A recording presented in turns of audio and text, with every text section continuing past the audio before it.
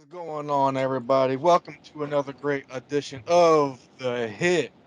It is going to be a good show for you. We got many great topics for you. We got LSU, we got Saints, we got Pelicans. We got we're going to go all across the boot for some college football. But this is another great edition of The Hit. I'm Logan Graffia. He is Calvin Rons, and we're going to get right into it. Calvin, give us a little bit of a rundown of the top 25 this past week. Now we're gonna go into it, of course, obviously, but LSU upsets. Can't you say it's upset? Who knows? Upsets number 7, Ole Miss. So LSU will now be ranked. Ohio State handily defeats Iowa.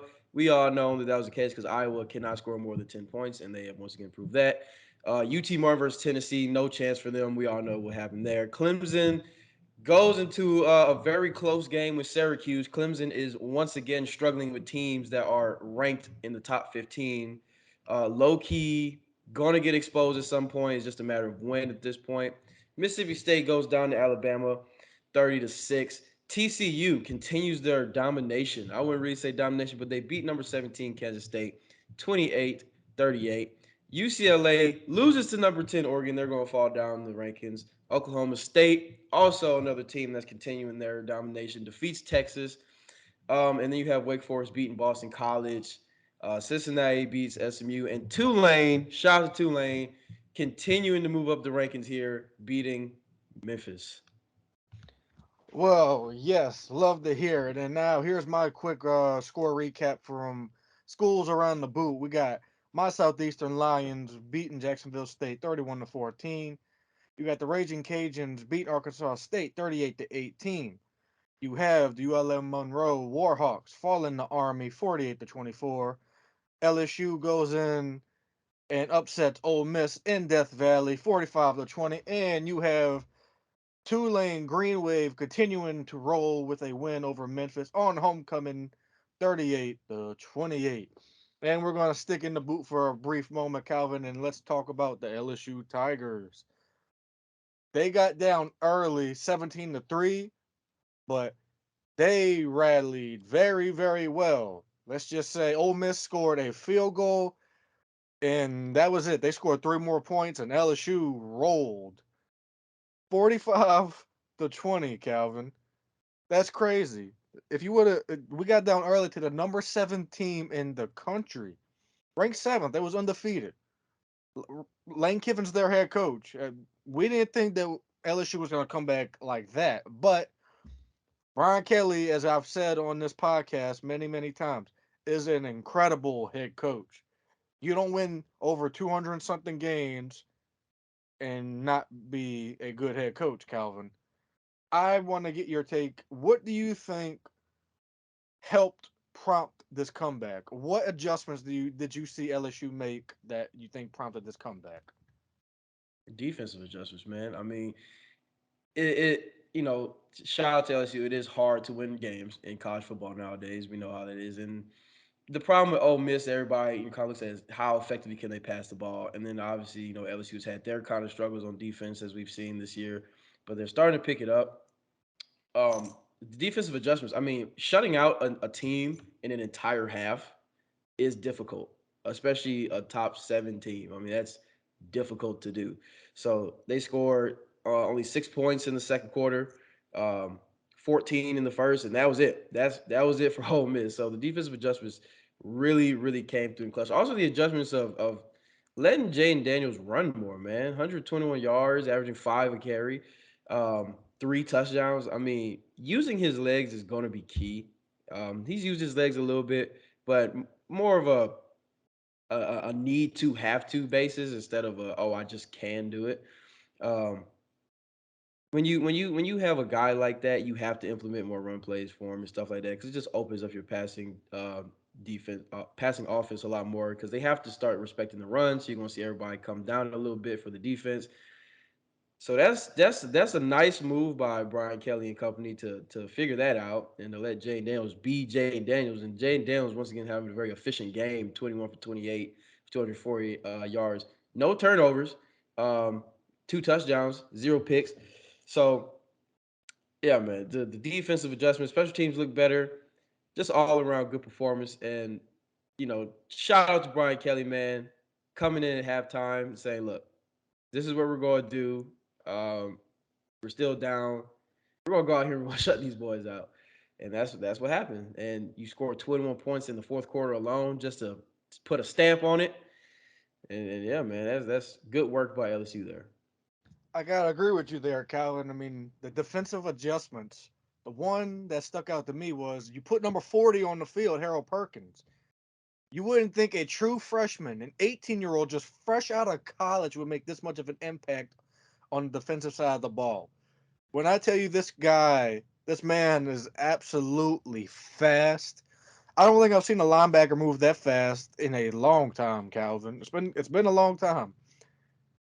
That right there was a good adjustment. I mean, putting him and Michael Baskerville on the field at the same identical time was what I think was really key. Harold Perkins got after Jackson Dart and caused him to make mistakes, and LSU got after him after that. They smelled blood in the water. That was it.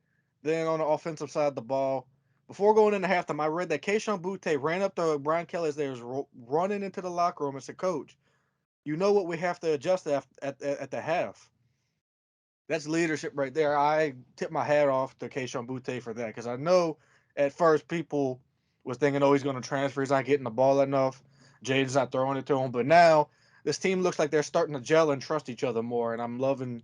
I love to see that. And I want to just say Josh Williams, the unsung hero of the LSU offense, a former walk on. You gotta love what you're seeing out of Josh Williams. He's literally reminded me of a little bit of Charles Scott from back in the day, and even Keelan Williams. I know those are names some of our viewers might remember from a while back during those vintage LSU days of the Les Miles era. But I also have to announce that LSU and Alabama will be getting that night game that everyone was hoping for. LSU is now ranked 18th, Calvin, and they're going to be playing number 6 Alabama nighttime under the lights, Death Valley. I want to get your thoughts quickly on what do you think? What are you expecting from this game? I don't want you to really say LSU is going to win or lose, but you think this is going to be a good game? I do, and I'm also expecting a hell of a lot of traffic. If you are within the Baton Rouge area, you better find your parking spot 2 days in advance because you surely not gonna get one on game. I'm tell you that right now. So yeah, but with all seriousness though, I expect a dogfight. I mean, LSU usually plays Alabama hard. Um, Alabama, they're starting to, how can I put this? They're starting to like slow down a bit. You know, people are figuring them out a little bit. Saban's getting old. You got rumors of Saban retiring, which whatever.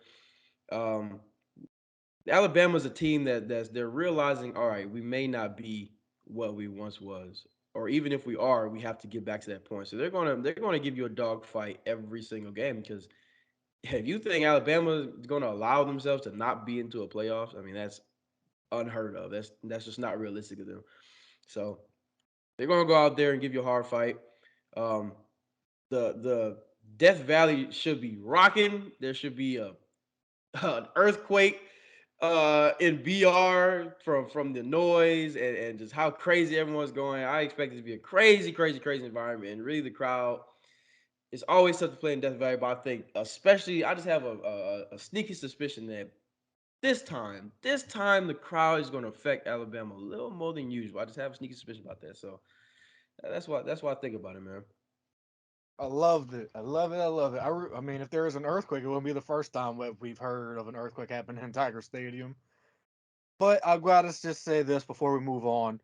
The defense has to be on their P's and Q's. If anybody has to be on their P's and Q's, because we're playing against the reigning Heisman Trophy winner, Bryce Young, Makai Gardner, Jay Ward, Jarek Bernard Converse, Sage Ryan. The whole defense has to be on their A game. I know this Alabama team isn't the same Bama team that we're always used to seeing. Now, Bama's defense, on the other hand, they're not the same type of Bama defense that we're used to seeing. Where I know they just played Mississippi State. Mississippi State is they're not really all that great, but this Bama defense isn't the same Bama defense that we're used to seeing historically, where every game they hold an opponent to 0 to 7 points. Now they just held Mississippi State to 0, but Mississippi State's offense has been quite lackluster this year. Gotta say that.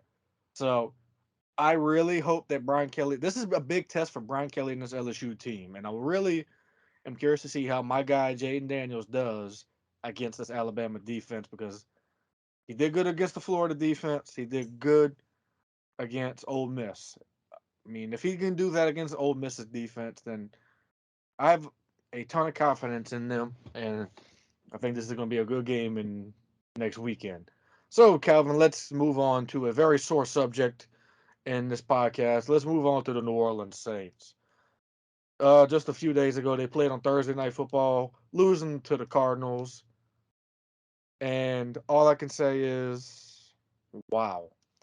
Now, I know people are going to want me to get on here and bash Andy Dalton because they are going to come after me and say, "Oh no, bash Andy Dalton because of the way you bash Jameis Winston." I'm not going to do that. I'm just going to say I never once said Andy Dalton was the guy for the future. I just said he was the guy for this year.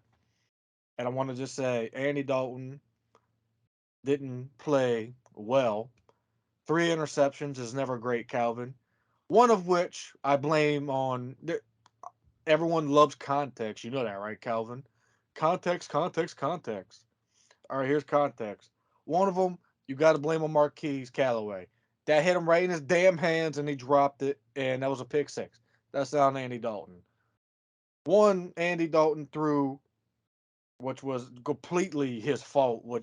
That was the worst pass I think I've ever seen him throw since being a starting quarterback for the Saints.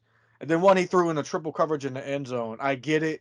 Every quarterback likes to fit it in the tight windows, but you don't do that in the end zone. You just don't. That was ugly. But I started seeing them on the comeback trail. We were making strides at the end, and the Cardinals almost actually blew the game.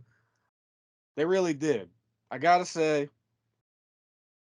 he Andy Dalton didn't just simmer on those interceptions. Most quarterbacks that I've seen will simmer on those mistakes, but Andy Dalton picked it up because at the time he had one touchdown, three interceptions, and after that goes out, finishes the game with four touchdowns, three interceptions.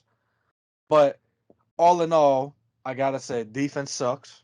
There's no nice way of putting it. The offense is not very good. I know we have injuries, but the offense is not that great. The only bright spot on this team, oddly enough, is the offensive line, which you know me, number one on my worry board. They're playing fine. Even Cesar Ruiz is playing pretty good football this year, Calvin. I got to give him credit. So, with that being said, Calvin, is it time to hit the panic button for the New Orleans Saints this year? Hmm. It's tough. I want to say yes, but I also want to say no because of just how terrible the NFC South is right now. You're seeing Tom Brady's team struggle. And God, talk about bad timing. I mean, if Sean Payton's wanted to stay for another year, we could easily win this division because how bad it is. I mean, we're sitting here talking about a 2-5 team that if they win like two more games will be number one in the division again. I mean, that's just unheard of. Um, but man, it that's a game that hurts because we should have won. I don't think the Arizona Cardinals won. I think the Saints just lost. Like we gave up 25 points in the second quarter, and 14 of those points was within the last 2 minutes of the half due to pick sixes. Now, you ain't gonna get on Andy, but I'm gonna get on Andy. I'm gonna get on anybody. You know how I am. I don't care. Oh, Uh, go for it. that that It's deserving. I mean, he didn't play that well. He really didn't. I gotta call it like I see it. He didn't play well, but I like the way he kind of almost rebounded after the very awful start. That's what will say. I mean, look, that's all fine and dandy, but like the third quarter, you only scored 3 points. The offense still stalled coming out of the half. He missed some pretty easy throws, in my opinion. Um, to me, this was supposed to be a statement game for Andy, where because we're all kind of thinking it like, all right, if he wins this game, then he should probably win the job. Let's just be honest. And he went out there and just stunk it up. I mean, yeah, he came back, sure, but that's garbage time stuff, in my opinion. I mean, you're down 20. I mean, yeah, you gotta throw the ball. Um, Offensive line is doing pretty good. I'm a fan of what's happening here. Um, very weird to say that Cesar Reeves is becoming one of the best players on the team. That's just so weird to think about. But the defense is it sucks for me to say like they are bad. This is a terrible damn defense. I never thought I'd be saying that about the Saints defense this year. And I'm trying to figure out how does your defense get worse. And I mean, I'm going back to the personnel decisions. You don't bring back Quan. You don't. You don't keep Marcus Williams. You don't keep Chauncey Gardner Johnson, and you don't keep two of those guys because you're sitting here saying, "Oh, the DB depth is the best in the league." Well, Alante Taylor goes down, Paulson Debo goes down, Bradley Roby goes down, and Marshawn Lattimore goes down. What do we have? You could be sitting there with, oh, and PJ Williams is out too, I believe. So now you're sitting there with Chris Harris from the practice squad. If only this was 2015 Chris Harris, but it's not. So he's old and washed. And then you got him on DeAndre Hopkins, a fresh leg DeAndre Hopkins. I mean, I don't understand the defensive rotation with that. I don't understand what the hell that was about. Why I would say before the game, I would say, look, Alante Taylor, you're on D Hop the whole way. I don't care what coverage you're in. I don't care what the play is. You're on him the whole way. You're shadowing him the whole game because you are what we have. You're the only one that we have left. After, well, I mean, a Debo was supposed to be on him, but Debo went down. Um, Roby too, he went down also. So I mean, the depth is not as great as we thought it was, and just shame on the front office and shame on the coaching personnel for thinking that. And you know how I am. I love being selfish when it comes to players. I want to have all the talent, all the depth. I want everybody on this team. I want my fourth string to be starter caliber on another team.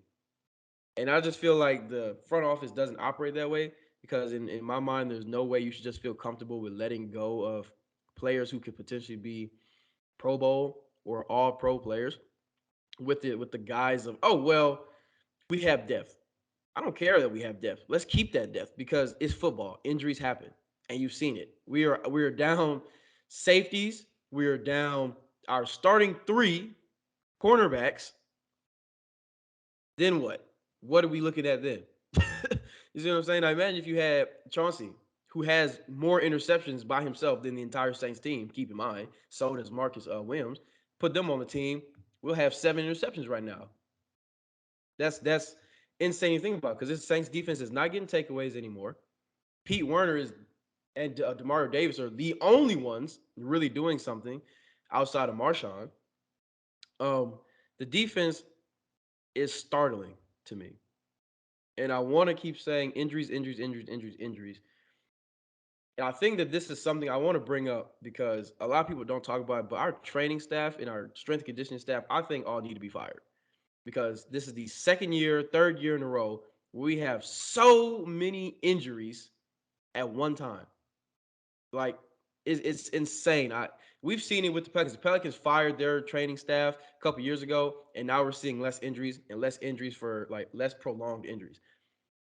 We are having injuries of something that's supposed to be a week or 2 weeks turning into 4, 5, 6 weeks for some players. And I'm not understanding why. Everybody seems like they're going down with something, and when they go down, they're going down for multiple games, and they're all starters. So for the training staff, the strength conditioning staff, raise the alarms. They need to go. Something needs to change because there's just no way in hell you should be having 14, 15, 16 people on an injury report every single week. It just shouldn't happen. And then, uh, man, I once everybody gets back, I think we'll be better. So that's why I'm not saying raise the alarms completely yet. I'll say fly the flags at half mast. That's what I'll say because once we get Michael Thomas, Jarvis, and all those guys back fully, then then we can see if we lose games with all those guys, that's a problem. And offensively, you have to keep getting Alvin Kamara the ball. This man doesn't have a touchdown yet. We're 7 games in. He doesn't have a which is touchdown. ridiculous. It's Which is ridiculous. ridiculous. It's ridiculous, dog. And we need to figure out something. And also Rashid Shaheed, once again, he scores on the first time he touches the ball, and then he doesn't get even in the game again after that. I don't I noticed understand that. the logic. I don't understand. This man really should be 3 for 3 this year, like Randy Moss was in that game. You know what I'm talking about. Yes, I do. But he's not. He's getting in, he scores, he's the most dynamic player on the field at the moment, and we're just not putting him in. And I fail to understand it. I really don't. Well, that is just poor coaching. And someone posted a stat today. John Sigler, everyone knows him on social media. I think he writes for the Saints Wire, if I'm not mistaken. Yes, the Saints Wire.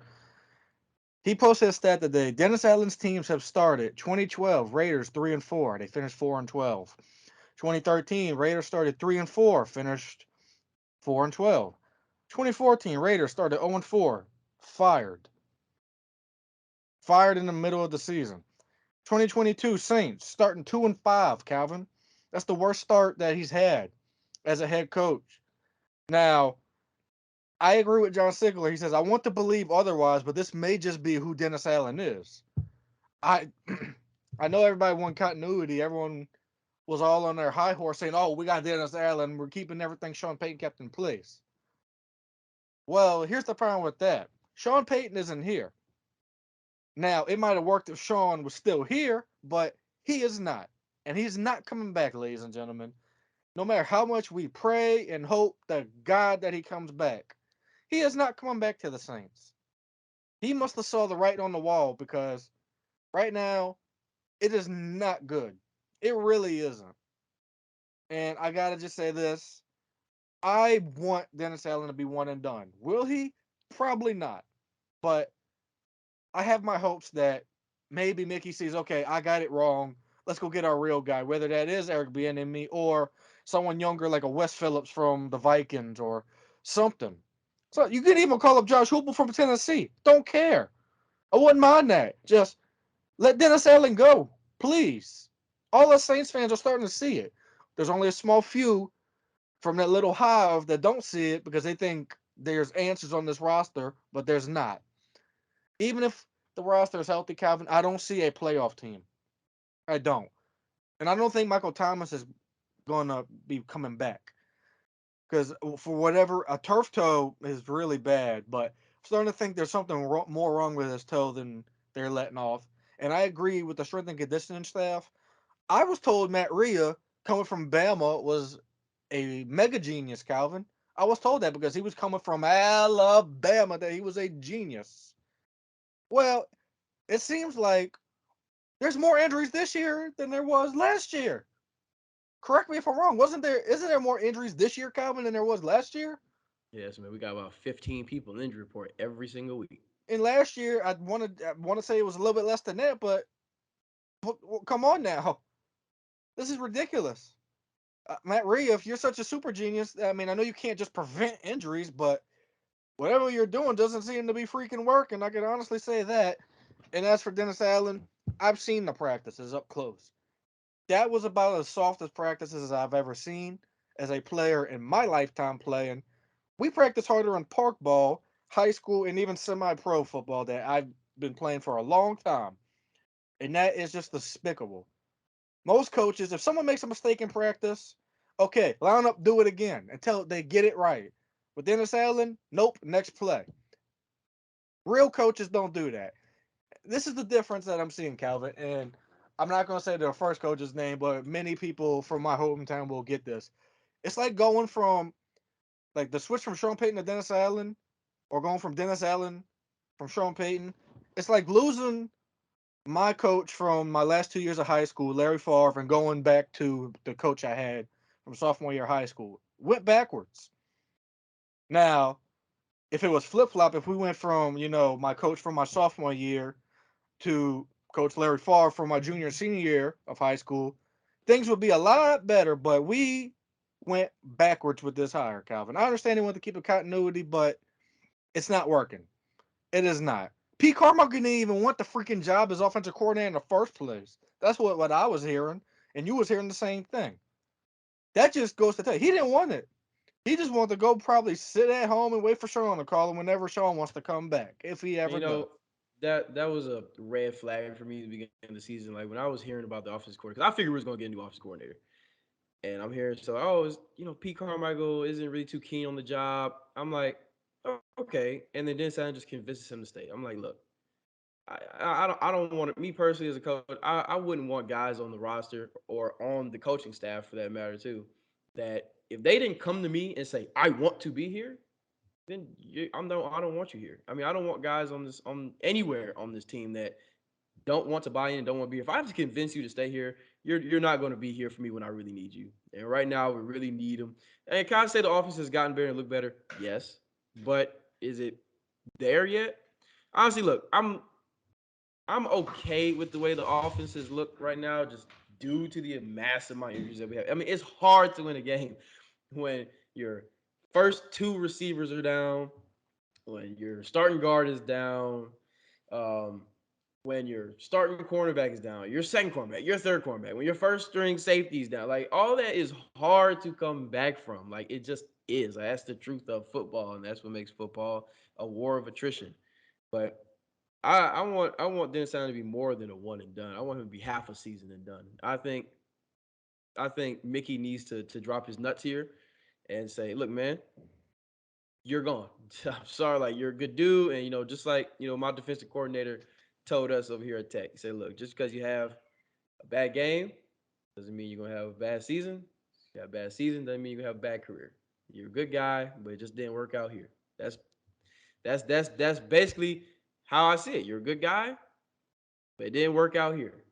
So And I don't get what Mickey thought was so attractive. He had an 8-28 record as a head coach. He's only won 2 games this year, one of which the Falcons blew in the fourth quarter, which we're used to. I don't even remember who the last opponent we beat, Calvin. I mean, it's been so long, I don't even freaking remember. Seahawks. Oh yeah, we beat the Seahawks. Which Unbelievable. which which I'm sad we're not going to complete the bird gauntlet this year because we lost to the Cardinals. Probably Yeah, gonna but lose to the Eagles too. So well, there's that's a that. definite. We have a tough road ahead, and we have to play against the Raiders, and the Raiders are hungry for a win too because they are struggling this year. But they have a way better team than the Saints do, Calvin. So before we move on to our next topic, I want to get your quick insight or thoughts on the Saints Raiders matchup. It's a Um, two-part question. So, do you think the Saints have a legitimate shot at winning? And if not, do you think that should be the nail in the coffin for Dennis Allen to be fired? if we lose to the Raiders, absolutely, I don't want to see him back in the building. I want him to be like Jamal Adams in that video when he was with the Jets. How they changed his code as a joke. Yeah, change that man's code and don't let him back in the building. Just throw all his stuff out the window. Say, all right, your stuff's in the parking lot. Go get it. Don't come back. Um, They're the thing I'll say that we should win because they're a bad team. They're a bad team for a reason. All right. Yeah, they got good players. Every team has good players, but they're a bad team overall. But the thing that I'm seeing is Josh Jacobs is for the last 3 games he has scored multiple touchdowns and has over 100 yards rushing. Now, I for just some reason, I mean I know the reason, but in the span of a year, we went from a defense who's only allowed an 100-yard rusher like once or twice in the past like 6 years to having just about a 100-yard rusher every single game now. And it just seems like we just cannot stop the run. We can't stop anything. We couldn't stop Cordell Patterson. So you think we're gonna stop Josh Jacobs? I don't think so. So if Josh Jacobs might get his money for real, against us. Um, I mean, Devontae Adams, God, please come back, Marshawn, because if not, we're gonna have D Hop is putting Chris Harris on D Hop is bad, but you go ahead and put Chris Harris on Devontae Adams, see what happens to you. That man's probably going for about 300 yards and 4 touchdowns. I'm not even gonna lie to you. So if the run defense could just figure it out, just hand out PEDs at the next practice, just something. Uh, then I think we could be okay. I mean, they're a bad team. We're a bad team. We'll figure it out. But we're supposed to be better than them. So We were supposed to be better than a lot of teams this year, Calvin, and I just don't see a light at the end of the tunnel. And I will end it on this, and then next show we can maybe, start doing our mock drafts. I mean, I've already started, but I will end it on this. Dennis Allen isn't the coach for us. The quarterback of the future is not on the roster, and that we should use our second round pick in 2023 on a quarterback, whether that be Hendon Hooker, Sam Hartman, or Grayson McCall, or whoever is the number one quarterback on the board at the time. And hopefully it's Hendon Hooker, should he fall to the second round, which I don't think he will. Get younger on defense. Also, It's please, for the it's love of almost God, get it's younger on defense. so yes, that's a good point too. So get rid of Dennis Allen, go get a real head coach. Go find your quarterback of the future because he's not on the roster right now. I don't care what the hype says. And get a better get a better strength and conditioning staff because Matt Rhea might not be it. I don't care if he came from the illustrious Alabama. I don't care about that. So that being said, let's move on to a much happier topic. The New Orleans Pelicans, Calvin. Yesterday was the home opener, and it was a barn burner. Took it right down to the final second on the clock in overtime, Calvin. Pelicans fall into the Jazz, where there's no Jazz in Utah, 122 to 121. We were without Bi and without Zion for 6 minutes and 48 left in the fourth quarter. Bi took a friendly fire shot from Najee Marshall, suffering concussion-like symptoms, and Zion took a big hit from Jordan Clarkson and had a bone bruise on his tuchus. And our next game will be against the Dallas Mavericks on Tuesday against Luka Doncic. Now, Calvin, even though the Pelicans lost to the Jazz, I gotta say, the Jazz, even though everyone thought they were going to be tanking this year because that looked like what Danny Ainge's plan was, they are a scrappy young group and they really do play big.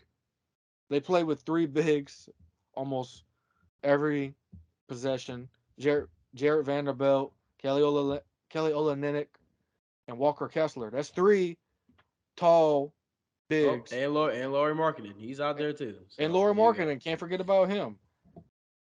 You got those three. Then you have just Colin Sexton and Rudy Gay. And Jordan Clarkson. Can't forget about Jordan Clarkson. Jordan Clarkson killed us yesterday, Calvin. And I just got to say, even though we lost, I am not upset about it because we still look good. Even though we were down at one point, 105 to 85, if I'm not mistaken. You can correct me if I'm wrong. Beginning of the fourth quarter. Yes. Beginning of the fourth quarter, we was losing 105 to 85, and then came back and tied it up 105 to 105 and took it to overtime. There were a lot of questionable. No, there wasn't a lot of questionable. Every one of those calls that the refs made last night was 100% questionable, and I agree with Antonio Daniels 100%. Whether he says it on Twitter or he says it on air, we just want consistency when it comes to calls. We want the officials to officiate the game evenly. Yesterday was not even. There was a time where the Jazz shot 15 free throws and the Pelicans only shot two. There's something wrong with this picture because, as you and I both know, Zion lives in the paint. He's getting that Shaq treatment. I agree with what AD said, and we all knew he was because they just think Zion's big, he can take it. Well, you know what? Yesterday, him, being able to take it got him hurt yesterday. And I don't appreciate the officials, even though he got all ball, if that would have been the other way around, that would have been a flagrant two. One of our players would have been ejected. All we want is consistency. But we are excited going forward because we're not going to let that one loss get us down because it's a long season. We lost by 1 point, Calvin, and we've scored over 120 points in each of the first three games. That's got to be great. And only lose by one, that I'm not I'm not upset about it. And after watching the game, I want to get your opinion on what do you going forward? Do you think this team has a chance to beat some of the top teams in the West this year? such as the Warriors, the Nuggets, even the Grizzlies. Just give me your overall thoughts on this Pelicans team going forward. I need to see some better 3 point shooting. We were like 29% from three. They were like 35%. Um, I'm not gonna say that was a difference in the game because obviously we lost by 1 point. I mean, but Jordan Clarkson, man, we were up by three with like what 10 seconds left to go in regulation, and then Jordan Clarkson just walks up the court and just shoots a three and then makes it a contested three, and I'm like, okay, well, sure, I didn't know Jordan Clarkson was Michael Jordan, my fault. So, oh, he's also blocking Zion on dunks. I'm like, all right, yeah, sure, Jordan Clarkson's the best player in the world. I see that now. Sure, he's better than LeBron, right? Um, but the calls, I mean, I'm mad about this game because of the calls because this was a game that you should not lose if you just have fair officiating. And I don't like to be the guy to complain about the refs, but like we're in overtime. You're going to sit here and tell me the same. As I said, the Pelicans didn't shoot not one free throw in overtime. You're going and they shot five free throws in overtime. Well, they got five fouls in overtime. We got five. We committed five fouls on them. You gonna tell me we committed five fouls and they didn't commit a single foul in overtime? That's just not realistic basketball. And they called one foul on Herb Jones in overtime to foul him out, where all he did was place his hand on the ball handler's hip. Foul, free throws, and it was on Laurie Marketing. And I'm sitting here like, how is Laurie Marketing getting touch calls? And it got to a point to where every time we would play defense, and they would do some type of ball handling move, you know, cross the left, cross to the right, whatever. They're pushing off, especially Jordan Clarkson. Jordan Clarkson is pushing off every single time. The second you get close to him, though, whistle, foul. They just kept calling these ticky tack touch fouls, and then Zion gets absolutely assaulted and murdered uh, by three people at one time, and they're just like, yeah, that's completely clean. That's not okay. Um, you're even seeing CJ. CJ is having to fight and claw to get to the rim, and they're not calling a foul. But Jordan Clarkson, Kelly Olynyk, and Laurie Marketing can just act like they got touched, and it's a foul. No one can even be by them. A hand can just be placed on their shoulder, whatever. Foul. It didn't make sense, and I don't know what it is, but this is the third time I've seen the Jazz play here, and they've gotten every single call. And it's tough. I hate playing the Jazz because it just seems like the refs always go when the Nuggets come here and when the Jazz come here. They always favor the Jazz and always favor the Nuggets. Every single time. The calls are terrible every single time both of these come. I don't understand why they do it in the Smoothie King Center. I don't understand it. And you can see Zion was getting frustrated. CJ was getting frustrated. Everybody's getting frustrated. Also, Najee Marshall does not need any minutes on this team. I'm okay with saying this is the what third time this man has injured a Pelican, his own player. I mean, EJ Liddell basically went down because of Najee. Just be honest with it. Uh, really twice. Um, and then he runs into Bi. I mean, why is he even out there? Dyson Daniels needs Najee Marshall minutes. Um, because Najee isn't, in my opinion, giving you as much on offense as Dyson can give you on defense. You put Dyson on Jordan Clarkson, Jordan Clarkson ain't making that last three. I guarantee you. I can promise you that. Um, Fouling out Herb Jones, though, that is just despicable work by the refs. I mean, that man is a defensive player of the year, in my opinion, and you're going to foul him out? I don't think so. Um, so I'm just mad just because of just how the whole it's the Jazz. You know, I'm mad because the Jazz, and I'm mad because the refs. But looking at the positives, we came back from down like 17 in the fourth quarter without Bi and without Zion. CJ did what he supposed to as a leader and took over the game.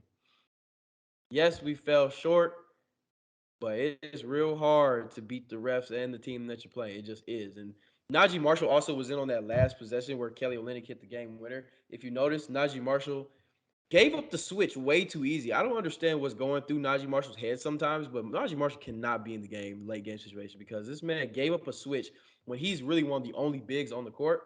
And he gave up the switch with CJ, one of the smallest guys on the court, to then switch on to Kelly Olynyk. I mean, I knew when that switch happened, it was going to be barbecue chicken because either there's going to be a foul for free throws or CJ was going to get a layup taken on him. And that's what happened. A layup got taken on CJ because he's not even close to tall enough to even contest the shot. And that's where we're at. But I think the one thing I can say really needs to improve the rotations because there's really no reason why Devontae Graham and Najee Marshall are taking Trey Murphy and Dyson Daniels minutes. I don't really see a point. Um, 3-point shot definitely just has to get better. It does. I like how Herb's taking more 3-pointers, but he just needs to knock them down. He just needs to get them there because they're all good looks. Um, and I get it. It's early in the season, but man, I hate losing. I hate losing. Well, I But agree. I'm I got proud though, to, man. I'm proud. I'm proud of the yeah, team, man. I'm not discouraged. I really think that you already know my prediction. I said 57-25 is what I think this team can get. That breaks the franchise win record by one, and I'm happy with that. I think this team has all the intangibles and potential in the world to do so. So like I said, I am not discouraged. I am not discouraged at all, and I think we can.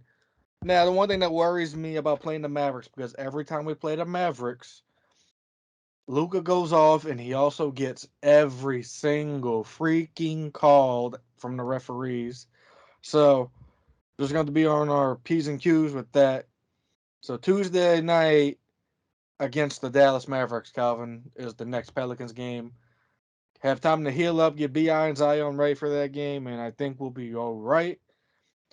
So we are at the end of the podcast, ladies and gentlemen, and I'm going to ask Calvin, do you have anything left to add before we head on out the door? Um, Pelican here, the first Pierre Pelican here. Y'all can't even see it, but it says soon at the top. That's how I feel about it. Pelicans are soon to be NBA champions. So there you go. I can dig that. And the OG Pierre the Pelican looks more like a chicken than a pelican. I'm glad they changed it. But with that being said, I am Logan Graffia. He is the fantastic Calvin Rhines. This has been another great edition of The Hit. We shall see you next time.